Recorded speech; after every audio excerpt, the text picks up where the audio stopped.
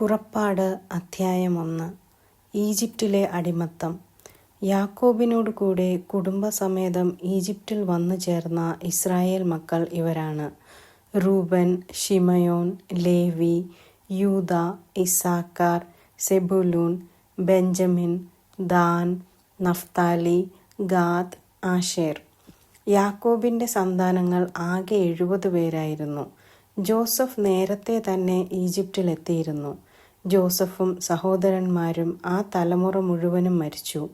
എന്നാൽ ഇസ്രായേലിൻ്റെ സന്താന പരമ്പര വർദ്ധിച്ച് വളരെയധികം ശക്തി പ്രാപിക്കുകയും രാജ്യം മുഴുവൻ വ്യാപിക്കുകയും ചെയ്തു. അങ്ങനെ ഇരിക്കെ ഒരു പുതിയ രാജാവ് ഈജിപ്തിൽ ഭരണാധികാരിയായി. അവന് ജോസഫിനെ പറ്റി അറിവില്ലായിരുന്നു. അവൻ തൻ്റെ ജനത്തോട് പറഞ്ഞു: നോക്കുവിൻ, ഇസ്രായേൽ ജനത്തിൻ്റെ എണ്ണവും ശക്തിയും നമ്മുടേതിനേക്കാൾ അധികമായി വരുന്നു. ഒരു യുദ്ധമുണ്ടായാൽ ഇവർ ശത്രുപക്ഷം ചേർന്ന് നമുക്കെതിരായി പൊരുതുകയും അങ്ങനെ രാജ്യം വിട്ടുപോവുകയും ചെയ്തേക്കാം. അതിനാൽ അവർ സംഖ്യയിൽ വർദ്ധിക്കാതിരിക്കാൻ നമുക്ക് അവരോട് തന്ത്രപൂർവം പെരുമാറാം. അനന്തരം അവരെ കഠിനാധ്വാനം കൊണ്ട് ഞെരുക്കാൻ ക്രൂരന്മാരായ മേൽനോട്ടക്കാരെ നിയമിച്ചു.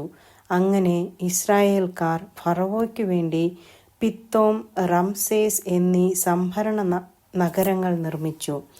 എന്നാൽ പീഡിപ്പിക്കും തോറും അവർ വർദ്ധിക്കുകയും വ്യാപിക്കുകയും ചെയ്തുകൊണ്ടിരുന്നു.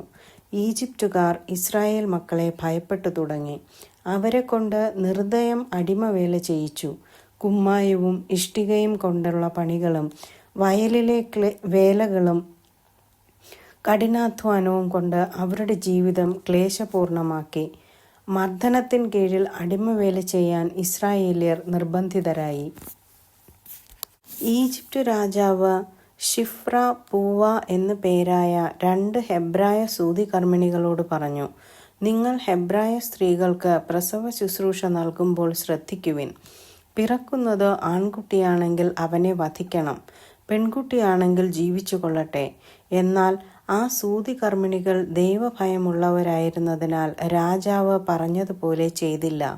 അവർ ആൺകുട്ടികളെ ജീവിക്കാൻ അനുവദിച്ചു. ആകയാൽ രാജാവ് സൂതികർമ്മിണികളെ വിളിച്ചു ചോദിച്ചു: നിങ്ങൾ എന്തുകൊണ്ട് ഇങ്ങനെ ചെയ്തു? ആൺകുട്ടികളെ കൊല്ലാതെ വിട്ടത് എന്തുകൊണ്ട്? സൂതികർമ്മിണികൾ ഫറവോയോട് പറഞ്ഞു: ഹെബ്രായ സ്ത്രീകൾ ഈജിപ്തുകാരികളെ പോലെയല്ല.